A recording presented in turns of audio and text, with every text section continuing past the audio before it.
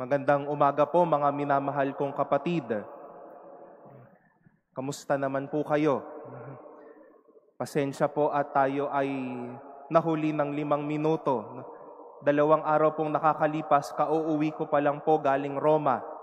2:00 pa lang po sa Roma, kaya may jet lag pa po ako. Pasensya na po.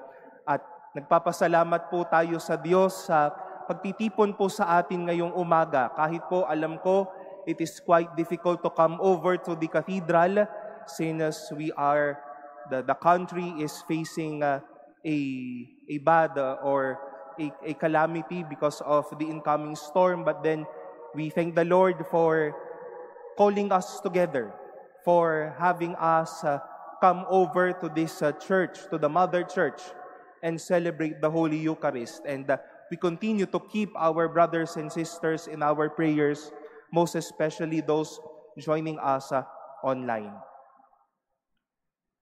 Our readings today, my dear brothers and sisters, would like to teach us about prayer. But not only the ways how we are to pray or what we are to pray, but what lies within us. What is the Spirit keeping us going? What would the prayer would teach us how to pray? Alam natin ang mga dinadasal ho natin. Kada linggo naririto ho kayo. At may mga kanya-kanya ho tayong panalangin. Para sa linggong ito, para sa isang tao, para sa event sa ating buhay, so on and so forth. For another concern, for a petition of oneself. Indeed, that's valid because that's what we need to pray for. But why do you keep on praying those? Why are you praying? Why would you keep on coming here and pray and pray and pray for those prayers we would need to do? I would like to simply propose this statement. Ang dali pong matukso sa buhay na bitawan o matuksong wag magpatuloy sa buhay. Pero hindi sinusukuan ang pagdadasal. Ang laking tuksong sumuko sa buhay, pero hindi natin sinusukuan ang pagdadasal. We've heard a very beautiful story in our first reading about how Moses lived in intercession when Amalek was waging war against Israel. Kapag tinataas ni Moises ang kanyang 2 kamay, ano pong nangyayari? Lumalakas, nagiging maganda ang laban ni Israel laban kay Amalek. Kapag napapagod ang kamay ni Moises, sino ka ba namang hindi mapapagod katataas ng kamay mo? Kapag nangangalay si Moises, mas lumalakas naman ang kumpetensya ni Amalek. Kaya pumarito si Aaron at si Aaron and Hur, to support and even to be with Moses in this ministry of intercession, of ministry of prayer, so that with their support, Israel might continue the fight. And eventually, with their support, Israel won the battle. As the first reading said, Joshua mowed down Amalek and his people with the edge of the sword. Hindi sinusukuan ang buhay, mas hindi rin sinusukuan ang pagdadasal. Pwede naman nang ibaba ni Moises ang kanyang mga kamay, pero may 2 tao na patuloy na inaangat ang kanyang kamay para sa ikapapanalo ng kanilang bayan. And the story of Jesus in our gospel today proposes a simple yet indeed a daunting reality to all of us. One official, one judge who neither feared God nor any human being. Walang kinakatakutan, walang kinapipilingan na isang tao o isang Diyos.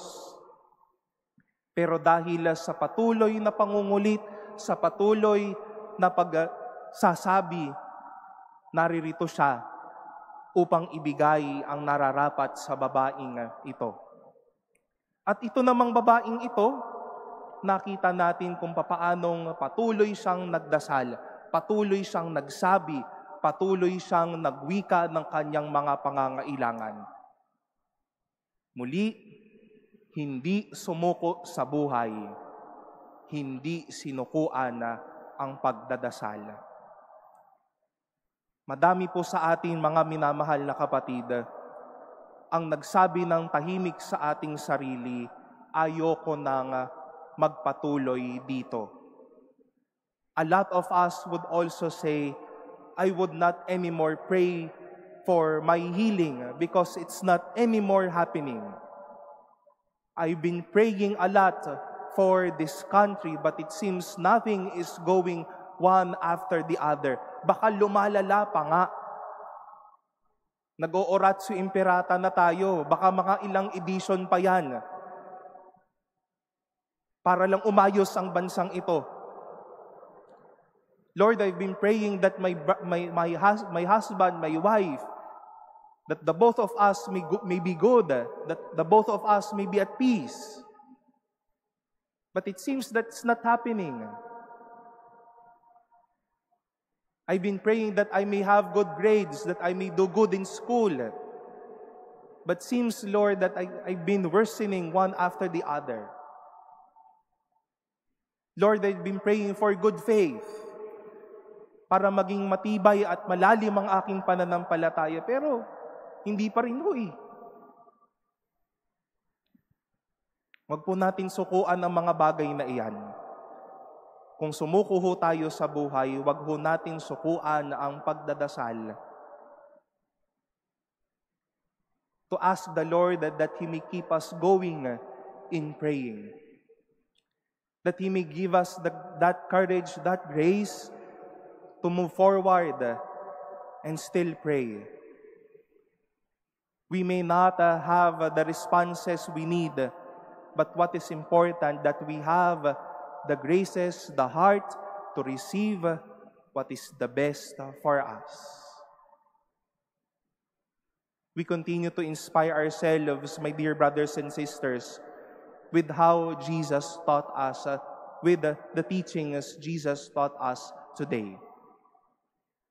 Kung natutuksong sumuko sa buhay, huwag sumuko sa pagdadasal. Ito na lamang po marahil ang ating pong kakapitan ngayong mga panahong ito at sa mga araw na ito. Huwag sukuan ang pagdadasal. Huwag tumigil sa pagdadasal. Huwag tumigil sa pagtawag sa Diyos. Hindi ho tayo mabibigo. Patuloy ho tayong pagpapalain at kalulugdan ng kanyang kabutihan.